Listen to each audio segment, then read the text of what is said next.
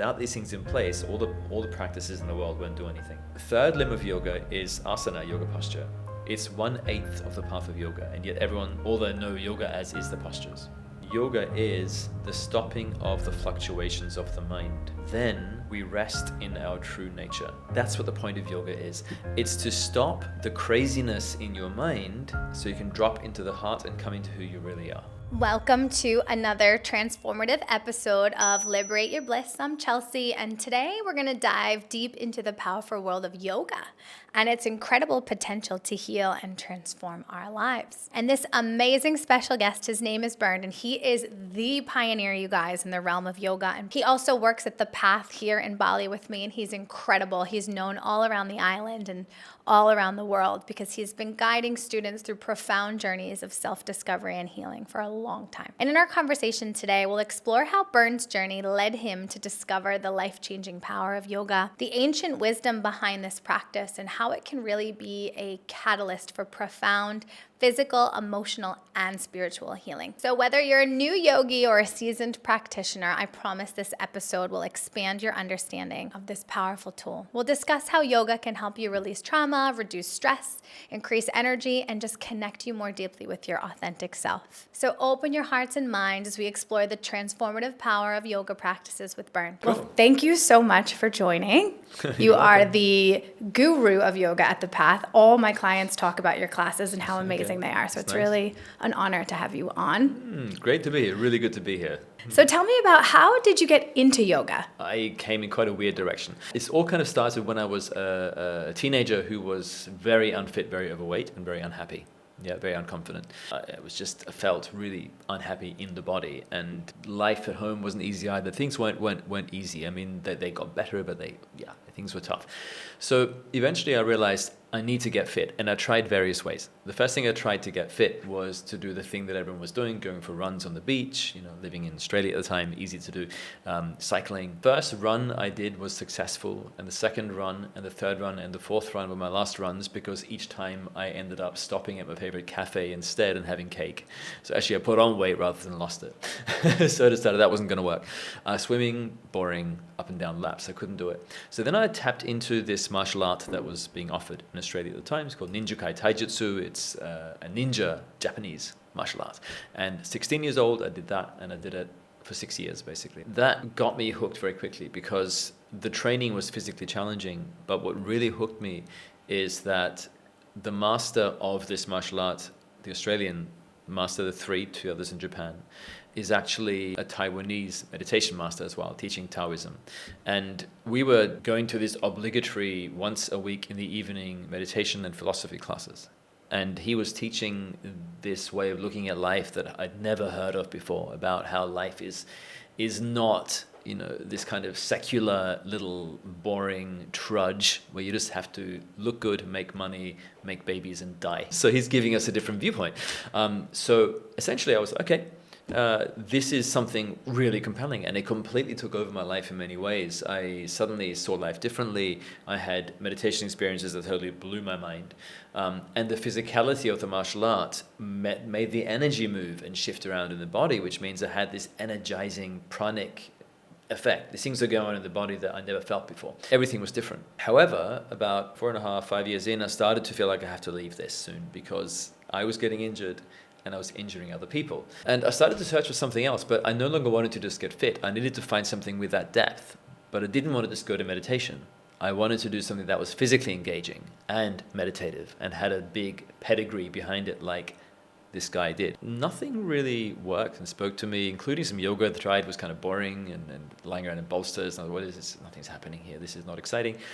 Young man, 21 years old when this journey was happening. Then two separate people in two different parts of the country where I was living, Australia, had both recommended this teacher called Gregor Mele, German-born, but living in Australia most of his life. And he was running a school called 8 Limbs. It's a philosophical concept in yoga that there are 8 steps on the path of yoga, so 8 limbs of yoga.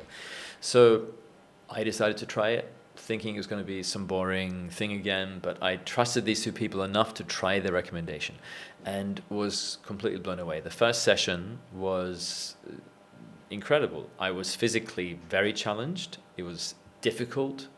There was challenge in the body, but there was so much more than that. The breath, this system of how to breathe, was presented in this beautiful, ornate, but very practical way.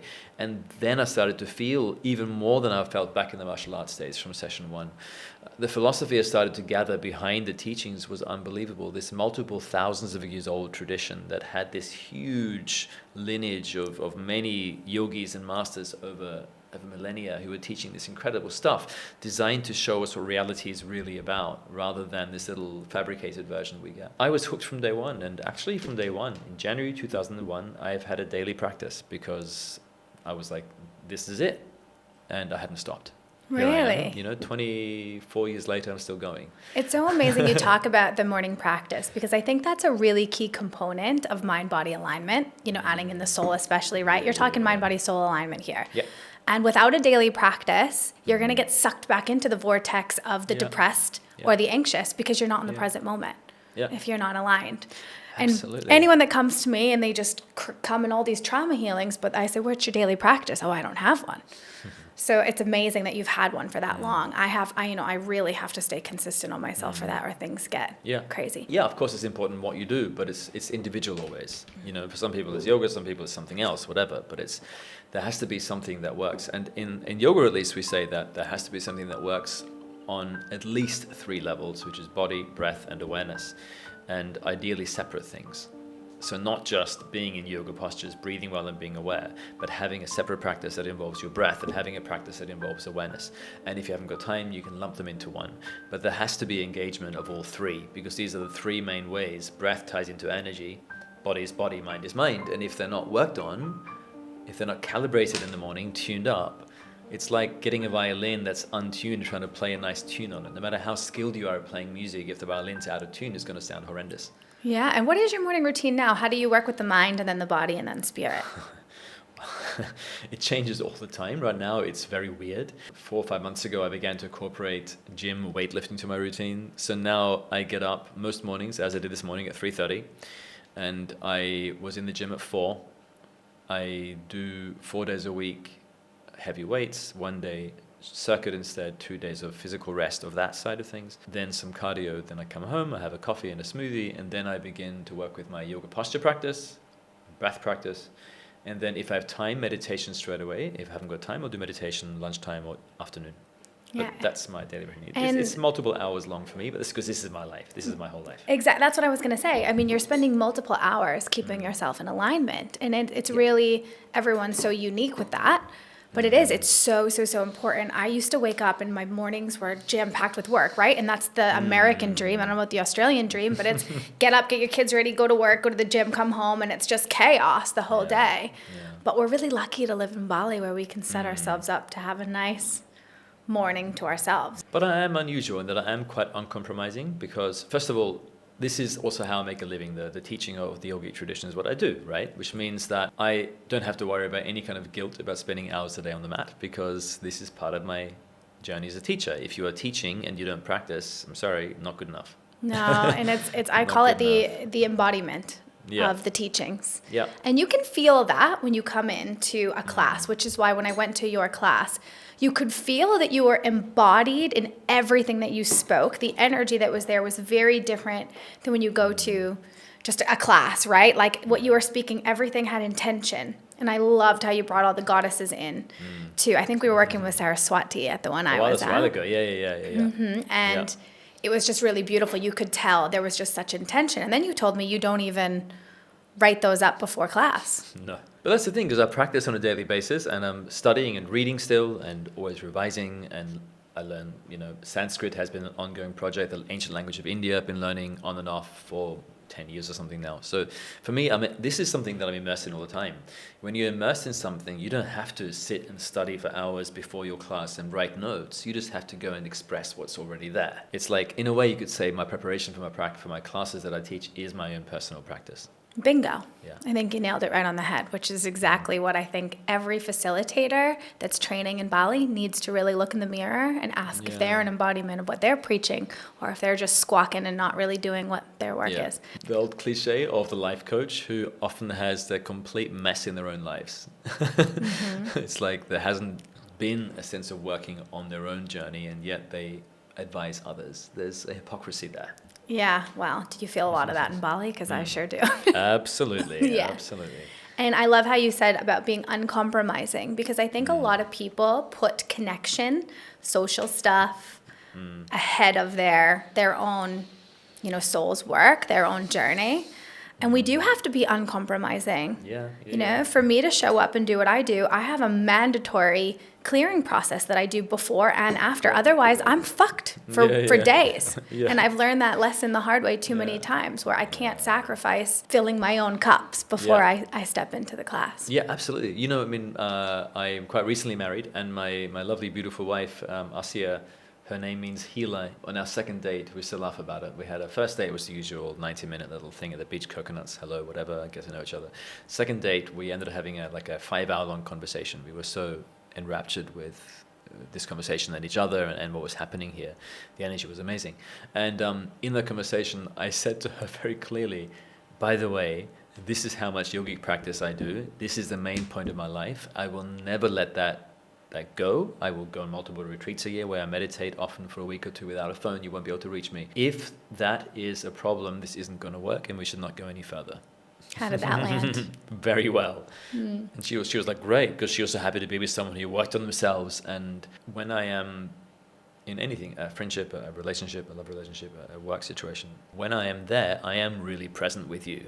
Yeah, but when I'm not there, I'm really not there. Like, I'm really doing my practice. Like Good, you should be present with you. Yeah, exactly. And that's the thing. And because I'm present with myself and I do my own work, when I go to interact with people, it's different quality of interaction because I've done all the tuning. Because the morning yogi practice for me is this massive fine tune of everything. Now, before we go further, I do want to highlight that what I do every day is absolutely not necessary for most people.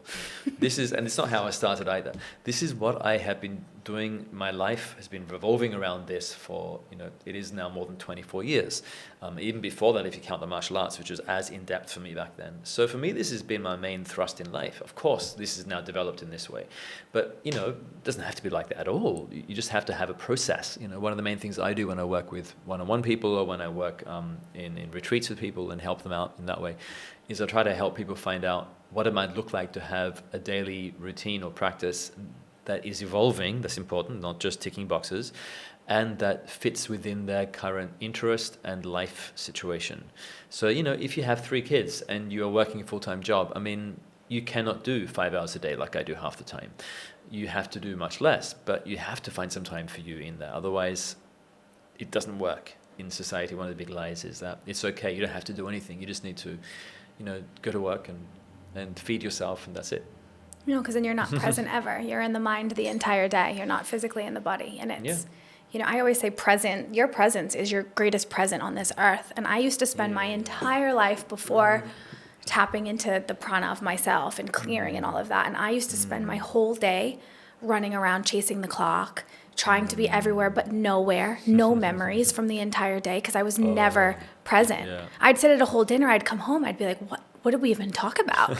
What did I even eat? And it took me really separating from where a lot of my trauma happened, coming and getting into a very strict, and this is where I think people may agree or may not, but I had to go very strict discipline in the beginning in order to get myself tuned up. It wasn't like I could go halfway in, 1 foot in, I had to go all in and give up everything. Wow. Sex, drugs, rock and roll. Everything had to go, and I had to give to self. And what I saw from that was, once I gave to myself, like you said, every moment of my day when I'm there, I've decided to be there because I want to, and I'm giving you my full attention. It's definitely changed my life for sure. Yeah, good. I'm really happy to hear that. Yeah, it's interesting. You really, the way you spoke just now is very much the yogic view. It's how a yogi would live. It's like that recognition that, especially at the beginning, we need to work quite hard to create a firm structure. And it may sound unappealing to some of you listening to this, but we need some structure somewhere. Otherwise, we just keep flailing around. Without structure, it's like being dumped in the middle of a wilderness and being told to walk, 20 kilometers to the right to that particular mountaintop where there's a nice meal waiting for you, but you're blindfolded. You don't know where the path is, and you have no idea what's going on. You're never going to arrive there. But with the practice, there's a light that goes on. You can see where you're going. There's signposts everywhere. But it's important to recognize that we can't do this on our own either. Like, The yogic practices, and I'm sure with what you do is the same, it's not just learned in isolation. Unless you're a genius and you have natural download abilities, so you just get things into your body from some other source, which is very rare, you need to have people who are skilled at this way of working, who can show you the way. And embodied in that. Exactly, and embodied in that and living that path themselves. This is like, all my teachers I've ever had are all very sincere, serious practitioners who teach out of that.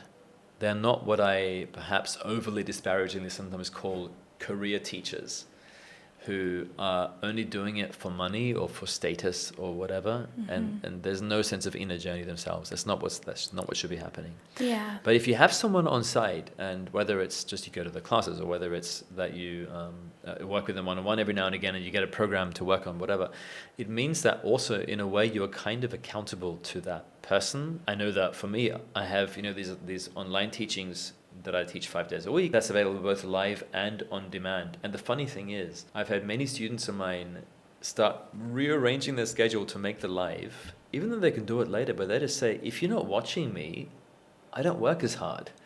If I don't see your eyes looking at the screen while I'm doing my asana, I could just decide to take that one off and have a coffee.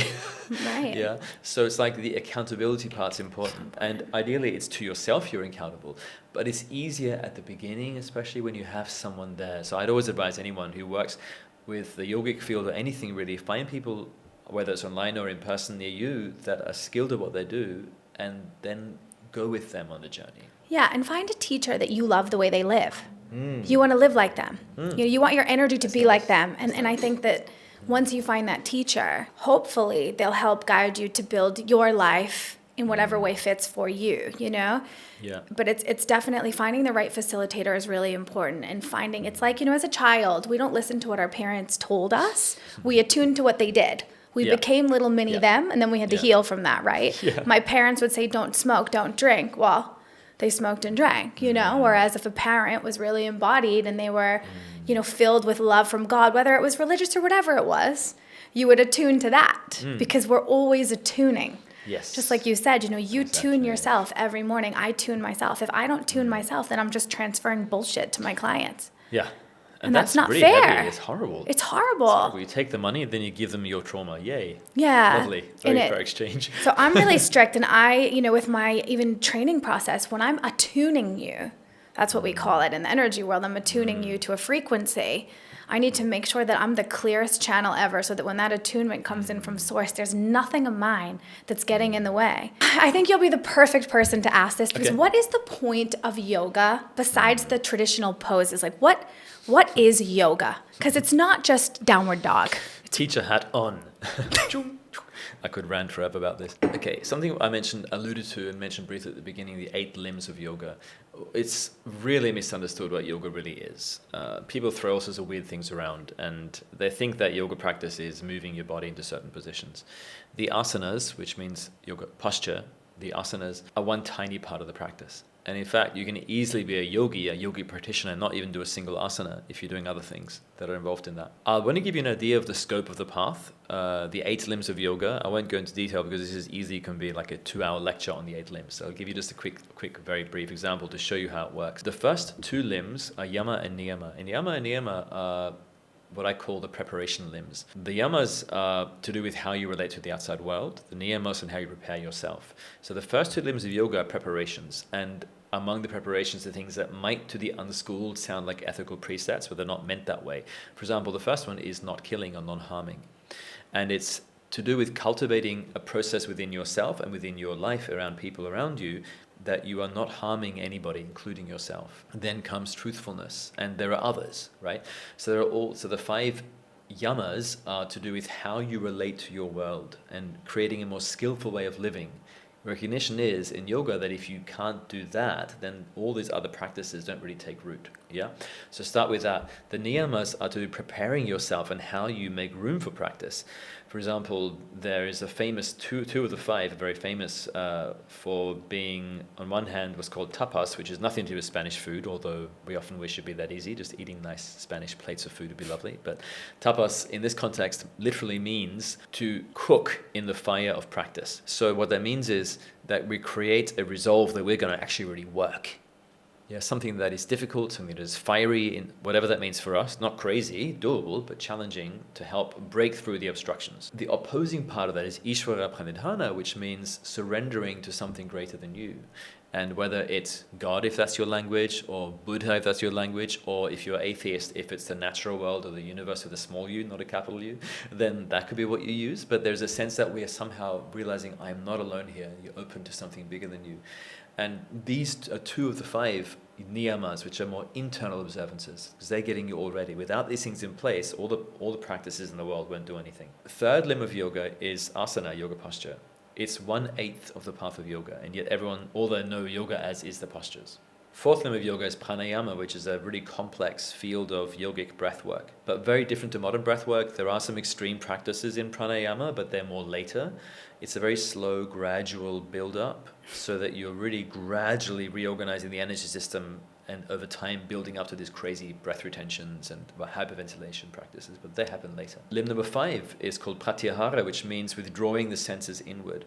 And it's learning to move your sensory world from being out here to in there. So you do various practices that are designed to tune all the senses in.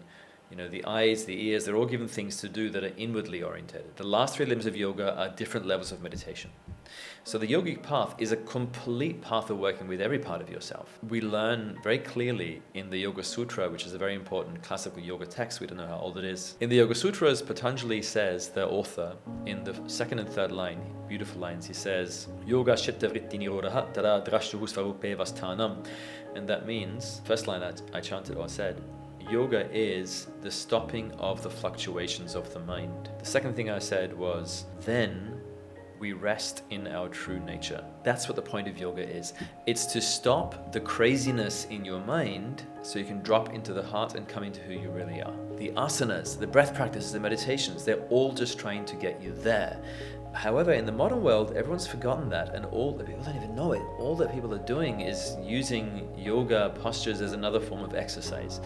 And while it's not a bad form of exercise, I happen to feel there are probably more quick and precise ways to get fit and flexible than yoga. But there is nothing, to me, as profound in terms of somatic experience and depth of the opening of the heart and all the inner life that I've experienced in my life so far than yoga. If it's done in the full path, not just as a little physical benefit thing. So that's really what yoga is. It's very little to do with actually the body. The body is the vehicle to get into the mind. That's the point. Right, we're trying to make our soul be driving the body and sensing inward to shift the mind. I always say, I'm always trying to make my ego my soul's bitch, my mind working for my soul, rather than the opposite of just having my mind, typically my inner child's play toy, for most people. It's a really good book that I highly recommend to anyone who likes anything. This is neuroscience, but neuroscience light. What is it called? The Master and His Emissary. Okay. By Mick Gilchrist. And this book is exactly about that. He says, this neuroscientist said, genetically speaking, if you're looking at the genetic structure of the brain, the master should be the right brain, which is all to do with feeling and limbic system and experiencing without thinking. And the emissary, who kind of sends messages from that part to the world, should be the thinking mind, the cerebral prefrontal cortex on the left side of the brain.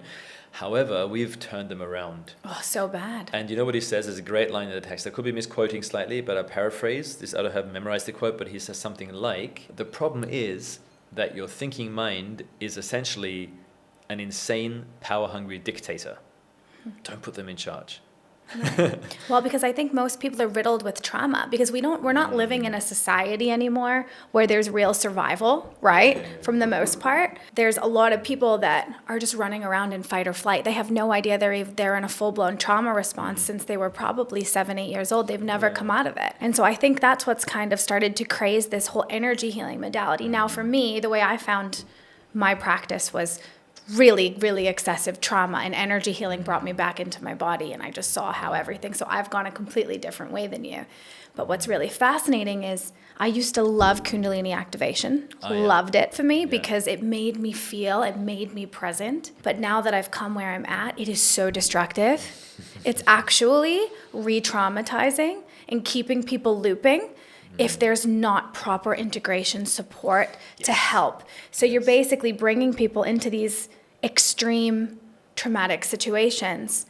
And then we're not really, in Kundalini activation, we're not really helping them guide out, which is why I've started to really shift the way I run mine in helping people figure out what is the root cause of this energy that's trapped in the body. And once we release it, can we reprogram that front of the brain and figure out what was I believing when this energy was created?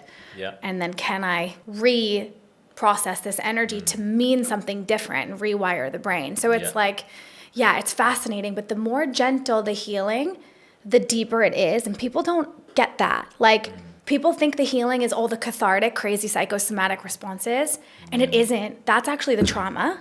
The healing happens after, when you're in feels like savasana to me. So when I did your class, at the end of the asanas, am I saying that right? Asanas. Yeah. At the end of the asanas, when I was in Shavasana, I was like, wow, this is my meditative space. This is where I feel when my body's clear, clean, and I'm so connected with my spirit. It was beautiful. Yeah. I was like, wow, and he got there a completely different way than I get there.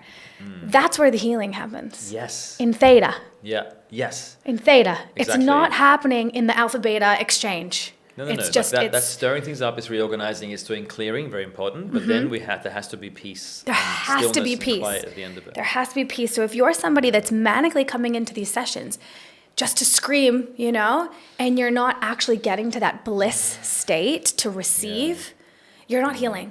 No, absolutely. You're actually re-traumatizing over and over and over again. Absolutely. And it's really scary how many people are coming into my classes with these nervous systems that are fried from what they're calling healing. It's just, it's wild. And there's a time and a place for the screaming, trust me. If you've been abused and you've been through things, you've got to get it out. Absolutely. But we don't got to go back to that same thing 400 times. Yeah. Can I actually share a little very old traditional story? I would love to, I've been teaching this week, so there's an absolutely wild story, and I won't share the whole thing. It's a long story. I told it over like 40 minutes in a philosophy class on Monday, so I'll tell you there's one little chunk of it, the end of it really. But it's incredible. Like, it's an unbelievably evocative story, and it's kind of crazy, so it's kind of acid trip kind of stuff we're talking. I mean, it's pretty wild. And the story comes from a text called The Life and Liberation of Padmasambhava. This is an incredible text. It's one of the great spiritual texts you can find. It's a biography of an 8th century master called Padmasambhava, Indian born, spent a lot of time in Tibet. It's not like a normal biography. He mixes, on one hand, he's talking about, how Padmasambhava lived and grew up and whatever, and then the next sentence, he talks about him going to do battles with demons, So it's interspersing the literal reality and the metaphorical reality of what's happening in his mind. It's a story that is told in the text, and it concerns a demon whose name is Mattarangara, which means the mother eater. He was given his name because when he was a 9-month-old boy, his mother died, and he was already a basically mutated boy with 3 heads, and in the story. And in India, they were terrified of him, and they basically ended up, when his mother died, burying him alive with the mother. He survives for over 42 days eating his mother. And it was such a dark thing to do that by the end of that 42 days, according to the story, this demon became massive and fully formed and vicious and horrible. And he then traveled around the world, and he basically, according to the story, took over the world, thousands of years ago. Now, the point of why I'm sharing this now, it'll make sense in a moment. The way he's finally defeated is in the most bizarre way. But if you go past the bizarre story aspect of it, you'll see what it means symbolically, because it's all about symbolism, these stories, and never about the surface. They're not just nice little fantasy stories. These are trying to teach us something. Everything has something. What happens when he's defeated, these 2 Buddhas, called Vajrasattva and Vajrapani, turn themselves into a tiny horse and a tiny little pig. And there's a flying pig and a flying horse buzzing around. And they come down to where the demon is, and it's this massive, vicious demon. And they fly around him, buzzing around him, buzzing around this massive, horrible, horrible being who's killing everyone, and just really nasty piece of work. And he sees them, and, "Who are you? I have not seen you. You should be my subjects. Bow to me." And they just laugh and buzz around, taunting him. And then as he's trying to catch them, Vajrasattva, who's normally a beautiful white Buddha in the form of a tiny horse, flies into the demon's penis and into his body. And as the demon is arching in pain, the little pig takes this opportunity and flies into the demon's anus. And they start flying around inside his body. So they're flying around, buzzing around, and he's in absolute agony. He's screaming, he's shouting, he's shaking. Look familiar? He's, and what they're doing, they're basically reorganizing his whole energetic system inside there. They're moving things around, showing him this, showing him that. And he's in absolute agony. He says, please leave. They start singing to him in there and saying, you forgot who you are, whatever. And they're reminding him of who he was in previous lifetimes when they knew each other and how he went wrong and where he got to where he got now. The trauma was found, yeah? And from in there, they kept working it around and healed from the inside. And finally, he stopped struggling and he sat down and cried. The big demon cries. And he cries tears of incredible grief and compassion for all the beings he harmed in his flailing around before, in his trauma response. He sits and he cries and he says to the two Buddhas who have meanwhile come out of his orifices and returned back to their normal, beautiful, radiant forms, and he says to them, how can I make up to what I did? How can I make up for what I did? What can I do? I've just caused so much pain to so many living beings. Please show me how I can make up for that. And then he says, and also please show me how I can get enlightened. And he spends the rest of his life living for the benefit of all beings. He just tries, everywhere he goes, he tries to do good, and he does so much good because he's healed himself. And when he's not helping others, he's meditating. And by the end of his life, he is fully enlightened. He has reached the maximum possible for a being. He is just a radiant beacon of love and compassion. And if you look at it, it's exactly what we've been talking about. It's that what he has to go through first is these kind of extreme experiences where he's experiencing great upheaval. And even, as a teacher and a practitioner of yoga, I have seen and experienced myself huge emotional releases. In yoga? Yeah, absolutely. People come to my classes, usually someone crying somewhere in a corner at some point. What about screaming, though, the agony? Does that? No. Screaming, no. That doesn't happen so much because I guess it's not really the forum for that. But if someone did it, I'd be fine. Whatever. But it could happen in yoga. I guess that was a question I had. It's happened when I work people one-on-one. It's happened. Yeah, absolutely. which makes sense because there's safety there. Exactly. Yeah. Because things are happening. Things are being released in that. So it's really, really interesting how all this stuff's being released. The energy is moving around. And that's the purpose of all the practices. The asanas, the postures, the breathwork things. We're doing all these things. The music I use when I teach. They're all different things that are trying to stir up the inner energy. But as you mentioned a moment ago yourself, at the end, in Shavasana, this is how we always end the class. The class always ends in a beautiful moment where there's complete stillness. And if it's done properly, it's not rushed. It's very relaxed. And you lie there and you then receive what's happened. And if ever the chance to, always tell people, if possible, if you don't have to be in a rush after your practice, it's nice to give time to integrate. Even if you just have a nice slow breakfast or a cup of coffee for 10 minutes, just something at least. So if you're driving to work, drive slowly, take the scenic route, go for a walk, whatever. Because you need time. And it's interesting that for Mataranga, this demon, when the process has been gone through, he settles down and he cries, and his first response is sadness for the harm he has caused. That means you started to wake up. You start to see the harm you cause others and yourself. You start to come into peace. You start to come into compassion. And then as a result, you live your life differently. And we don't realize how much we are literally flailing around, causing harm. Exactly. It's just it's one giant projection. Yeah. The whole world is this pain projection. And I think what I really try to do with my clients is, yes, we got to face the pain. We got to face the trauma. We got to sit with it. We got to let ourselves scream about what we didn't get. We got to let ourselves have the temper tantrums. We got to cry. We got to feel that really awful shame that nobody wants to feel. Now, I believe you can do this at home, but like you said, having somebody sit there and hold you and love you through that is really nice. I've sat and loved myself through some really ugly stuff, and there's nothing I haven't, seen in myself that I can't love someone through. But once you feel that bridge is the pain to purpose. But you have to go into the darkness in order to see the light. We can't just keep running around pretending that we're okay when we're not. And I'm so tired of a society where it's like, how are you? Oh, good. How are you? No one's good. if you're going to ask that question, give me some space to actually answer and tell you how I'm doing. It's like the whole thing is so rushed. And even with yoga, it's like, you know, the Shavasana is rushed at the end. And it's like, that's the most important part, like you said. So I book my sessions now to be 2 hours. 30 minutes is explaining what the hell is going to happen. Then it's about 30 minutes I try to do emotional release. 30 minutes of bliss, if I can get them there. I'm not always in control. God's the driver there, not really me. But I do my very damn best to get in and out and then get them in that position. And then I do a 30-minute integration circle to talk, because I think it's too rushed. We're too rushed. With Evan healing, you can't rush it. We're never going to be done. Yeah. We're never going to be done. So I would love to know for my clients as well, how do you handle trauma in yoga with clients? It's interesting. I mean, it's tricky. It also depends on the context. I mean, I really teach in, I could say, I guess, a few different contexts. And each one is going to be different. If I'm teaching a class, whether it's online or in person, it's quite different to what I do on a retreat, or what I do on a yoga teacher training, or what I do one-on-one.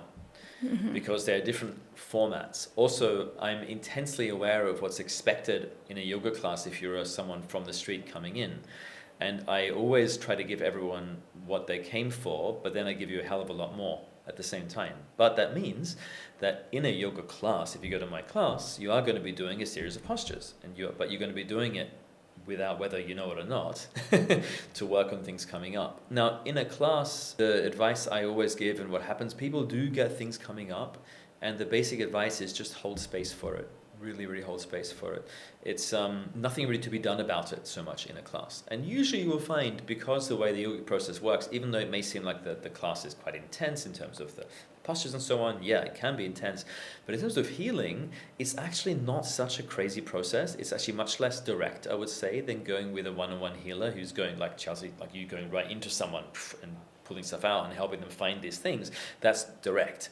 Whereas in a class, it's a sequence of postures that's designed to help this happen, but it happens a bit more slowly. Which I think is great. And honestly, when you talk about the limbic system and building the tree, it's really important. And even with energy healing, there's levels to this game. You know, people are coming in and going straight to Kundalini activation when they've never had a Reiki session or something that's really restorative. Yeah. And they don't have these stable roots to hold their tree. And they've got these weak roots of, I am unworthy of love, I hate myself. And then they're trying to do this big expansion energy work. Yeah. And what they will get is a massive experience. But then when they come back, their tree can't hold that energy, and life becomes this chaos. Yep.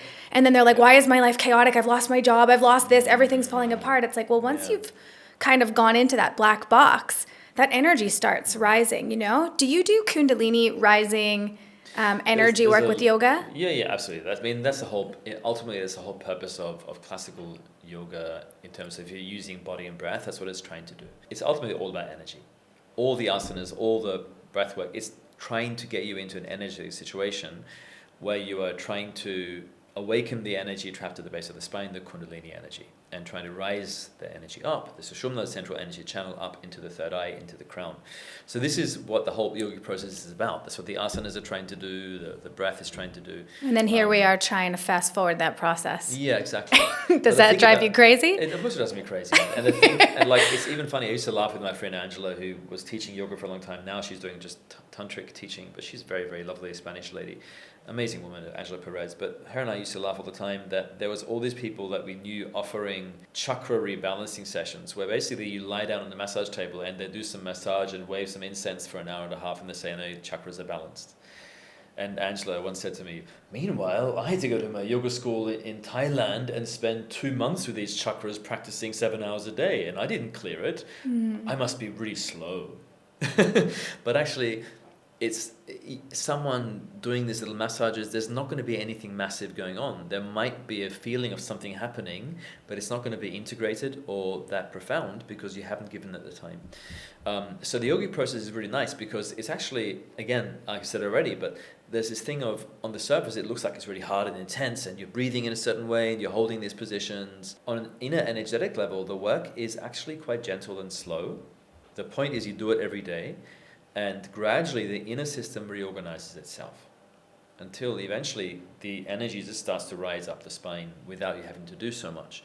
It's kind of it's creating a situation. I think in my daily practice, one way I think of it is like cleaning a house. Yeah, you have a beautiful house, but it's full of dust and dirt and dog poo.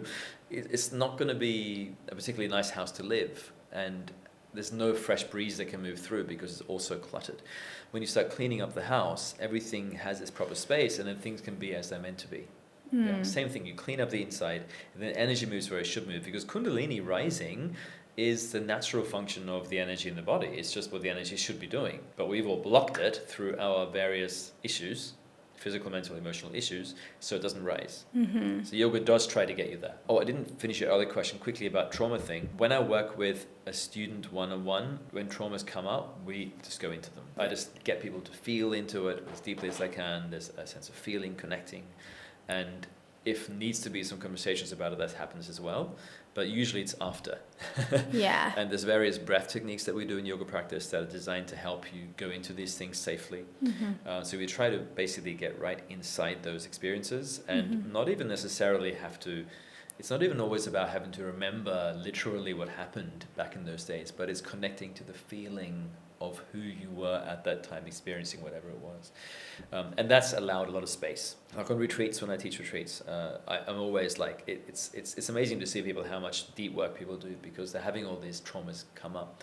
But because they're in a retreat setting, and they're in a beautiful space, they get fed nice food, they have a supportive community, they have a teacher who actually gives a shit.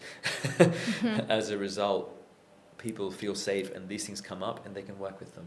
Yeah, and you have more time. I love what you said, I think, so I stopped running Kundalini classes at the Path because I felt it was too big of an experience with not enough time to integrate and support it. So I started doing different methods of giving people what they want because they're coming in for healing, but opening up the door, but not opening it so far that they're going to get sent out into the cosmos and not be able to come home, right? But it's giving them a dose, holding them through that, and then if they want more, I obviously have my weekend intensives, and those are really, really intense, but those need days of integration after. You can't just come into a 1 hour, 2 hour class and heal your trauma. It's a lifetime's commitment of going in again and again and again and again, and just facing parts of yourselves over and over and learning to love them. That's really what it is. It's learning to love the ugly. Yes. Absolutely. It's not throwing it down in the basement of that house and saying, I'll save that for another day. It's like, I'm going to look at it. I'm going to feel it. And an emotion only lasts 90 seconds somatically. Yeah. So it's not that scary once you go in. It's just face it and get to the other side. Perfect. I love that. One of my primary meditation teachers, a guy called Reginald Ray, one of my big influences in my life in terms of meditation. And he was talking about this, and he talks a lot about trauma, he talks a lot about these things in terms of the context of Tibetan Buddhist meditations. He gave an incredible analogy. He calls the traumatized parts of us the prisoners in the dungeons. And he says that we have sent these parts of ourselves into these dungeons. And he's a very dramatic speaker. Dramatic, not traumatic, dramatic. And he was telling this kind of thing of when we go down as meditators, we go down into those dungeons and we open the door and we look and we see ourselves lying, shivering, dank, miserable, that's been shut up in that that cell for tens of years, decades at some point. Could be past lives. Yeah. But the thing is, what Reggie really, really struck me in this talk that he gave, he then said, what you don't realize is, it's the prisoners that are ruling the whole show. You think you've locked them up, but they're really in charge. Exactly. So you have to let them out. You have to find them, hold them, stroke them, take care of them, and then take them back to the surface with you. And love them. That's the only way they become your friend. It's like I've been talking so much about Padmasambhava in my classes that is a lot in my mind right now. This incredible 8th century master. He's mostly known for his ability to battle demons, but when he defeats the demons, which he always does, he never kills them. They become his allies. So the demons are these parts of you that are traumatized, and you do battle, you work with them, and then once you work with them, it's amazing. Whenever there's a formula phrase that always happens in the text. So whenever he defeats a demon, the demon then bows to him. My favorite one is this massive yak the size of a mountain, and it tries to blow him away with cyclone breath. And he defeats this demon. And this demon and all the other demons say the same thing. They say, I give you the heart of my life in service. It's so amazing. This is what trauma does. Mm-hmm. And I think my book that I'm publishing about my experience healing from sexual trauma is called Unshackling My Soul. And it was Perfect. looking at those fragmented pieces of myself that I was calling ugly, gross, disgusting, and learning to love them. And I call them soul retrievals. It's finding the light in that situation, finding that piece of that little 4-year-old girl that felt so disgusting and loving her until she comes home. Until she comes out of the basement and comes home, because I shunned her at some point, bringing her home and bringing every piece home over and over and over again. And that's really the journey that I see with trauma. It's continuing to live your life, not searching for the demons. Because if you go looking, you'll find them. If you go looking, they're everywhere. But it's looking at life. How is my life? Am I living a really good life? Am I living the life of my dreams? If not, let's see what it is. Why am I living this way? What am I believing about myself? What piece of me is stuck in that prison? Yes, exactly. And it is like that. I mean, honestly, I've done so much of this work myself that actually I was reflecting on this a few weeks ago. I remember sitting and relaxing in the evening after a pretty intense day, and I remember feeling actually really satisfied. I was like, yeah, my life's really busy, but I don't have a moment of my day where I don't want to be doing what I'm doing. And I'm like, wow. And yeah, to some of you here, obviously, the thought of getting up at 3:30 and being at the gym by 4 is probably horrendous. And the thought of then at 7:30 doing a 3-hour-long practice again, or 2.5-hour-long practice, depending on how much time I have that day, of asanas and pranayamas and meditation might sound like, oh my God.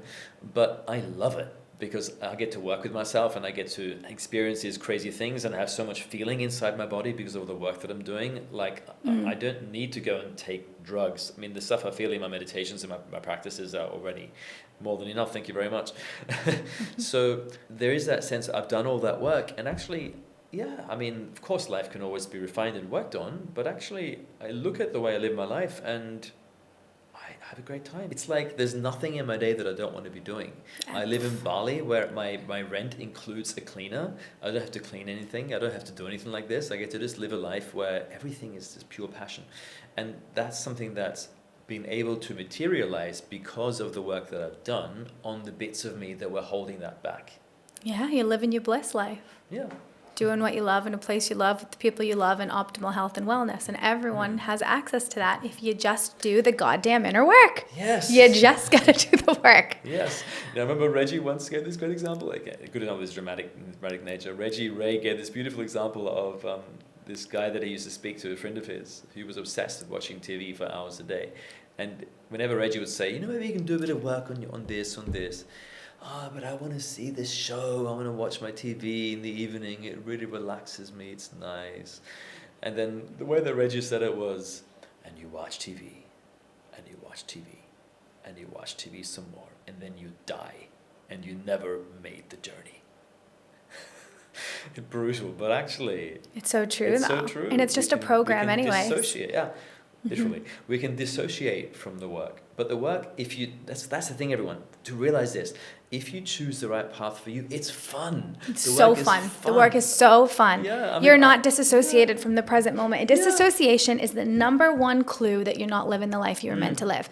If you're not present, you've been diagnosed with ADHD and anxiety and depression, you're not happy with what you're doing, or you're worried about the future, then something's not in alignment.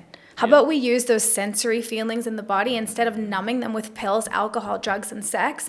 How about we just look at why we're feeling that way and make some changes that may not be easy, but once you make them, it really becomes beautiful, you know? It's like life can actually be amazing. Everything I do in my day, I want to do too. Yeah.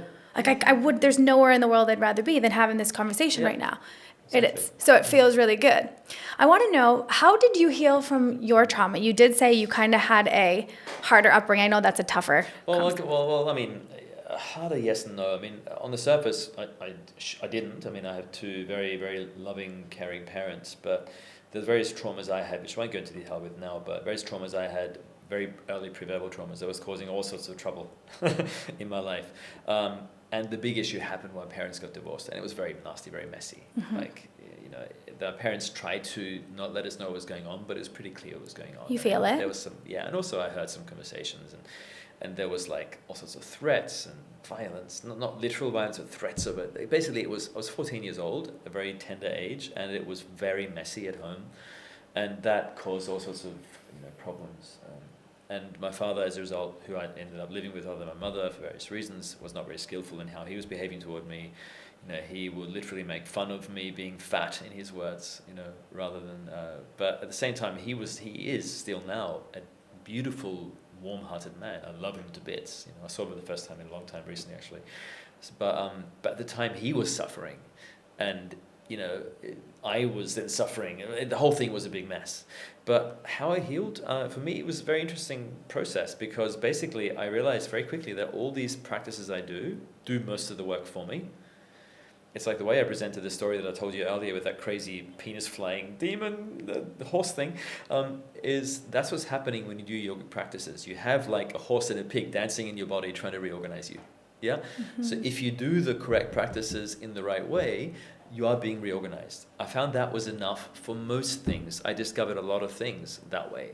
For example, really good example, for me, the very, very big moment in my life happened when I was quite on the journey to being a pretty successful performer. One of my big parts of my career was, before I was a full-time teacher, I was an actor, a singer, a musical theatre performer. I'm a trained singer, a trained musician, a trained actor. So these are my kind of earlier lives, really, you could say. And I was doing pretty well. I didn't give up because I wasn't doing well. I wasn't famous, but I had regular work. And I remember I was in London doing like a big 9 or 10 month tour throughout the whole UK of a big theatre production. And great money, lovely people, good production, should have been having time of my life, but I got more and more dissatisfied every day, and still doing my daily practice. I would get up early every morning, doing my practice every morning, my asana and pranayama meditation practices, already back then, this is like 12, 13 years ago. One day, after a particularly really good and deep yogic practice and meditation afterwards, it suddenly literally hit me why I was an actor in the first place. And I realized it was all trauma. And I realized it's because as a teenager, as I mentioned earlier, I perceived myself and was teased by others for it too, that I was fat and ugly and unwantable, unlovable. And this was so deep within me. This part of me was so strong. I was basically running that program, and on a very deep level, not consciously, I had decided I was going to be a successful, attractive actor. I went and did it. And suddenly there was no longer a problem with being overweight or being unwanted. But of course, the part of me that felt that way still felt that way. Of course. And what's more important for this part of the story is when I finally found that part of myself and I realized what happened, I suddenly realized I based my whole career on this desire to be needed. I quit. Beautiful. Took the power right back. I within a few days, I already pretty much started on the spot. Within a few days, I made clear the decision. Met my agent when I go back to London and said to him, look, I'm done. But the thing is, usually that's enough. Like the practice, these things just kind of came up. Realizations come up. Dreams come. Awarenesses come. Because the practice brings forth these kind of realizations. However, at times in my life, it wasn't enough. And that's when I would go and get help. And I've worked with healers. Haven't worked with you yet. Maybe I should at some point. I worked with healers. I also work with therapists. Really, really good ones. Had incredible sessions where she helped me find the traumatized part of myself that was causing repetitive patterns in relationships. Because 3 relationships in a row ended the same way. Of course, the program. They ended because the partner wanted an open relationship. And the first 1 or 2, I was like, oh, those women.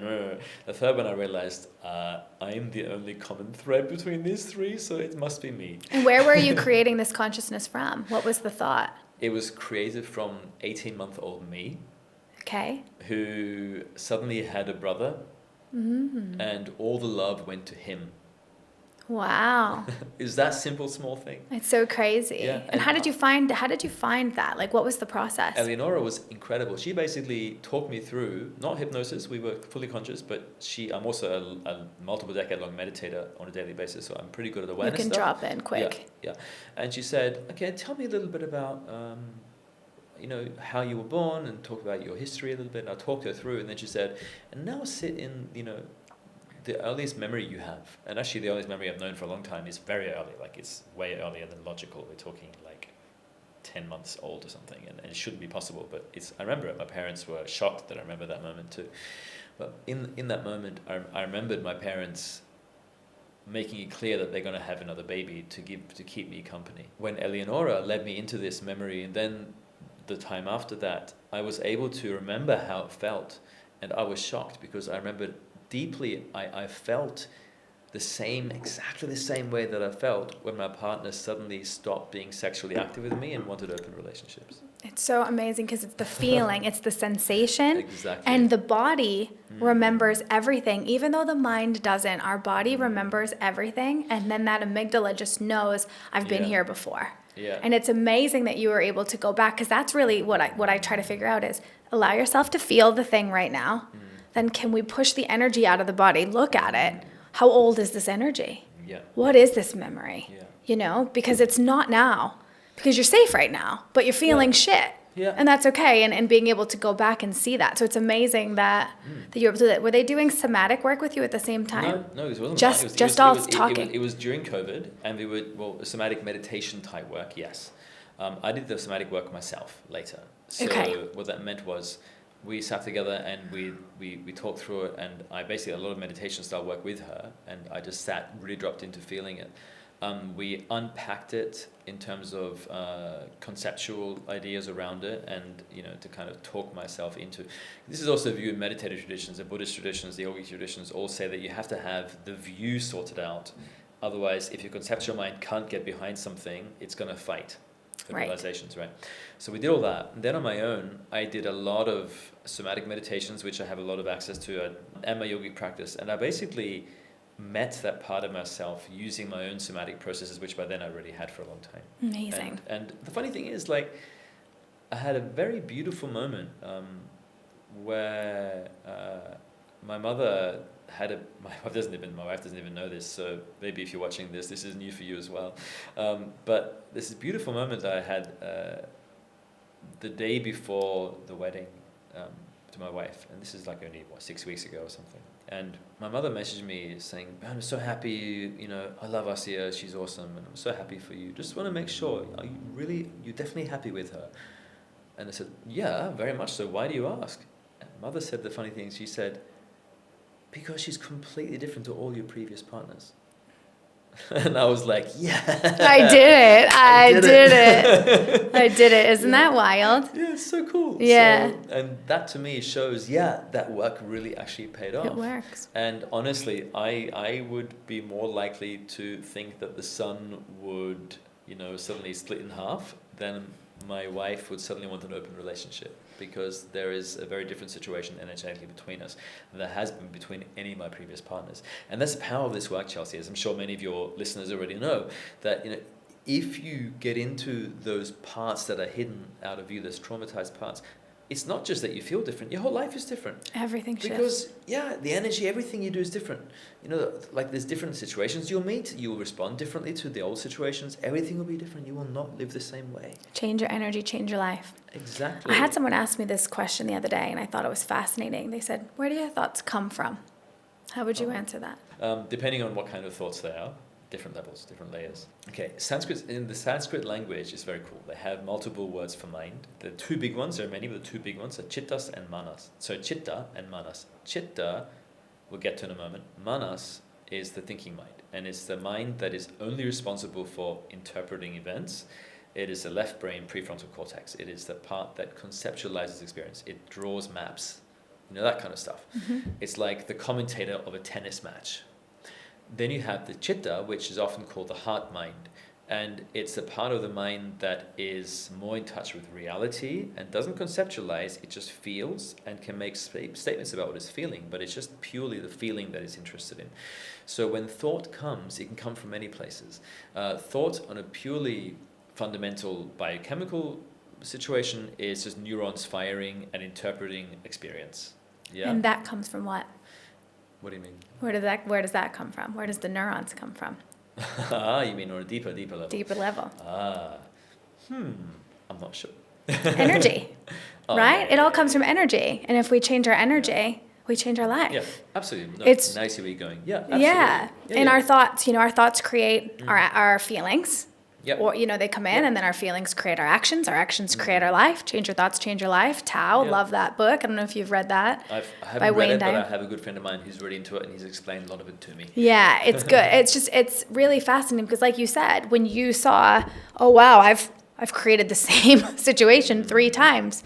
I am not a victim, I am the common denominator. Yeah. This is up to me to fix it. Self-responsibility. Yeah, if you realize, hey, I am the one who's creating this life of mine. I need to stop blaming my parents, blaming this. Come on, everyone always does their best, right? I'm sure everyone watching this is doing their best. I'm doing my best, you're doing your best, but it doesn't mean we are perfect. I'm very aware that if I do have children one day, which is currently up in the air, I will do the best damn job I can by them, but I'm sure I'll still fuck them up anyway. It's just the nature of being a human. We are going to make mistakes, or the kid's going to misinterpret something or see things in a different way based on their own trauma from this life, past lives, whatever, right? Who knows what's going on? So it's like all we can do is the best we have now. I have one other thing I really want to ask you about. So most of my clients are coming in with trauma, with huge blockages in the hips, glutes, root chakra stuff. Yeah, I'm not safe because most of them are coming in trauma. And I was thinking about what made me quit yoga was pigeon pose and all the hip openers that hurt so badly. I wanted to scream in the class, which makes sense, right? I had sexual trauma and all kinds of fear riddled in there. But I'm wondering, do you notice that there are specific parts in the body where people are holding more tension relating to trauma? Of course, absolutely. It's different for different people, of course. But as I'm sure many of you are aware by now, there is a whole lot of science around that these days, a whole lot of studies in the neuropsychology and neurobiology around trauma and the various neurological connections to different parts of the body where the trauma really lives, to put it in a simplified way. So whatever unlived experience, that's what trauma really is, unlived experience is in there, it's in the body, it's not in the head. And it's always going to be in different parts of the body. The classical yogic view is one that I really have experienced myself. When we go into the body, we have the power to actually directly confront the trauma there. It's not somewhere in the head. And of course, there are a lot of traumas in certain parts of the body. The hot spots are hips, belly, chest. Yeah, ouch. Neck. Yeah. Yeah, all along the central lane. So it's like, and then this whole teachings around the energy system in the body called the chakra system, which has often been horribly bastardized in modern teachings, by the way.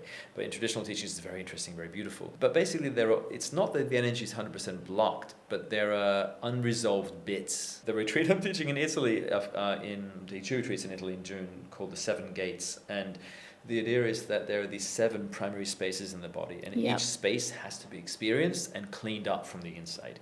So they're going to be working hard, these people, these students. They're going to be spending, over the course of 7 days, working with 7 different spaces and really cleaning up the inner life using body, breath, mind, sound, everything, And the idea is that you kind of spring clean your entire system. And along the way, I already know some of them well enough to know that when we get to certain days, they're going to have a hard time. Because that's where their stuff lives, whether it's in the heart, whether it's in the belly, whether it's in the lower back, or in the sacrum, or in the genitals, or in the anus, or in whatever.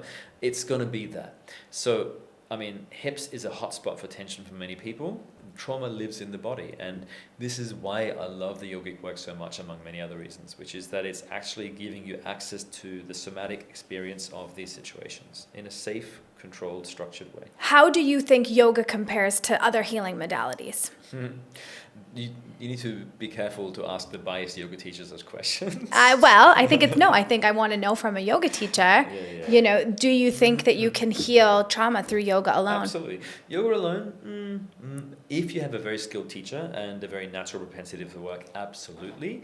But I tend to think, this is maybe a personal opinion that I will change one day, I don't know, but I tend to feel that it's very hard to get a one-size-fits-all package of anything. Most of my work was done through yoga and meditative practices. And with meditation, I have gravitated more to the Buddhist side. We're talking old school traditional Buddhism rather than the modern versions, because I find it to be a bit more comprehensive for meditation than the yogic syllabus gave me personally. It's just a personal preference. But the asanas and the pranayamas is very much a yogic system. So in those three things together, the yogic breath work, the yogic movement, and the meditative practices of the Buddhist traditions, together did most of the work that I would ever need and did enough to heal, but not 100%. I also needed to have healing. I met, for example, Ketut, who you know. Love Ketut. Yeah, she's amazing, and she did some really beautiful work. She came on my podcast as well and talked about. Yeah. She's wonderful. Wonderful. I love. Whenever I can't figure it out, I go see her.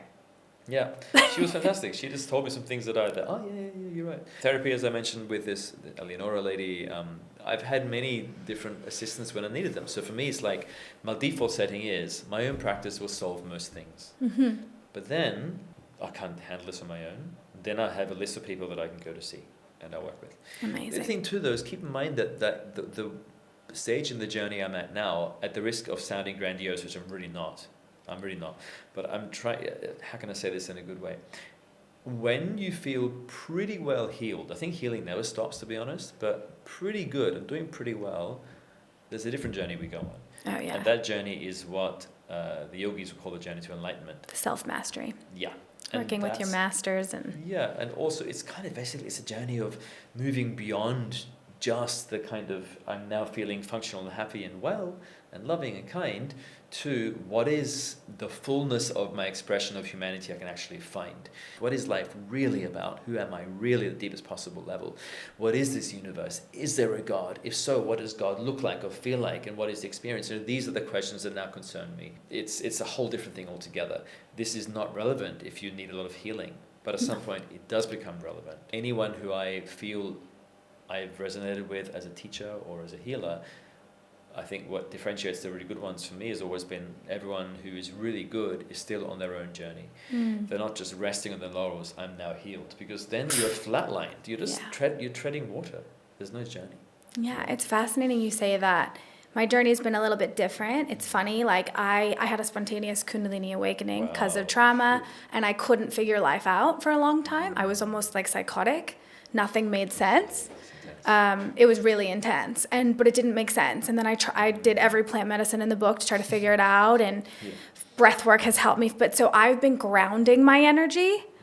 So I've gone the opposite way, where it went and then it was grounding. And actually this year for me, I'm working, it's my year of stillness. And I'm working with Kuan Yin, Beautiful.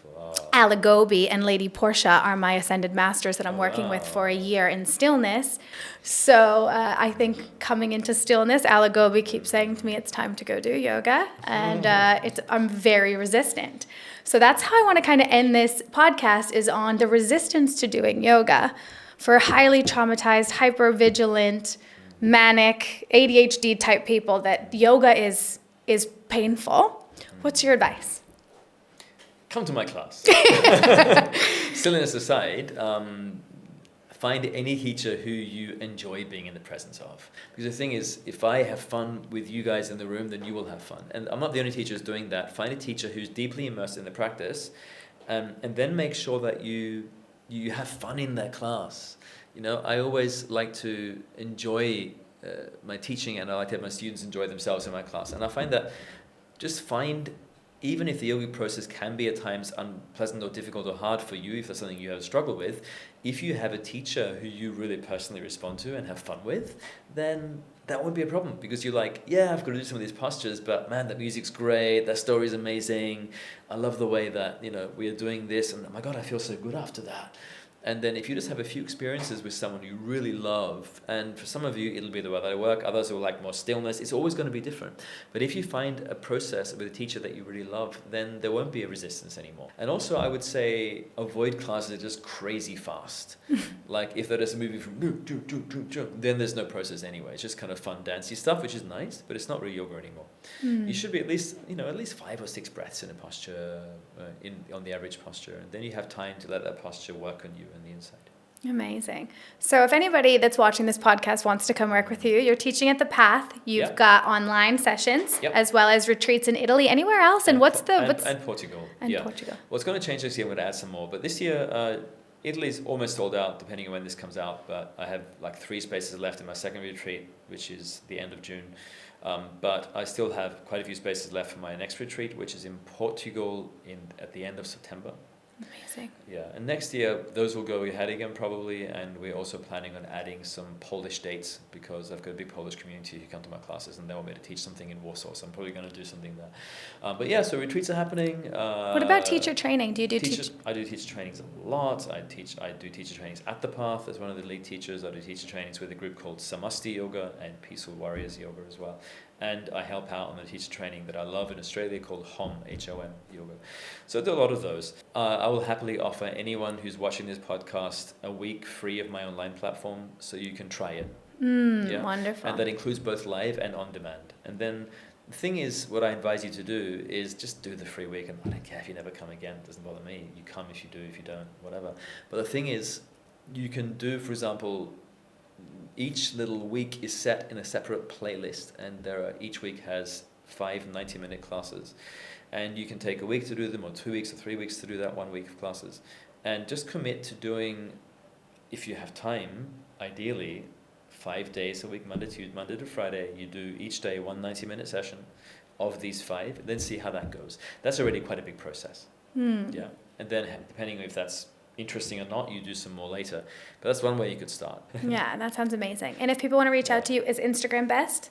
Instagram is the easiest. Okay, amazing. Yeah. So we'll make sure to include that handle. Thank you. Thank you so much for coming on. You're welcome. Thanks for having me. really think this will be very helpful for my audience in learning about yoga and about the journey, that it's not just this Instagram glorified dance thing. It's really so much deeper and so much better than that. So much better than that, my God. Yeah. But reach out on Instagram anytime. Say hi. If anything I said is controversial to you or interesting, please say hello and let me know, and I'll happily hear from you on my Instagram message forum thing. It'd be quite fun. I'm just blown away by Bernd, you guys. He is amazing, and I'm in awe of the depth of knowledge and the powerful insights he's shared with us here today. And he gave us a deeper understanding into how yoga connects to our physical, emotional, and spiritual well-being. Practical yoga techniques that you can start using today to shift your energy and state of mind. Amazing insights into how yoga is a powerful tool for releasing trauma and limiting beliefs. The inspiration to explore yoga as a path of self-discovery and personal transformation, and a glimpse into the ancient wisdom behind yoga. For those of you blown away by Bernd and how he's really stepped fully into his purpose, I want to remind you that I do offer my Soul Path Mastery program, which is an intense journey of self-discovery and alignment that will help you to clear the energetic blockages, tap into your innate wisdom, and align you with your higher self. This program is designed to really create profound, lasting transformation, much like the journey Bernd guides us through with his truth about yoga. It's just a different way. It's all about breaking free from limitation, healing the deep-seated traumas, and stepping into a life of purpose and deep fulfillment. So if you're ready to liberate your bliss, harness the power of your practice, and break free from old patterns, head over to my website or reach out directly. Remember, you guys, I say this every episode, the path to healing isn't always easy. But with yoga or with life, every time you step on your mat, every time you start your day, your intention is a step towards your transformation. And that doesn't only affect your life, but it affects the life of everyone everyone around you. And if you found value in this episode or are watching on YouTube, please follow, rate, review, like, subscribe. It really will help us reach more people with such amazing information. And so see you next time. And remember, may you breathe in beauty, may you exhale your truth, and may you always, always, always liberate your bliss.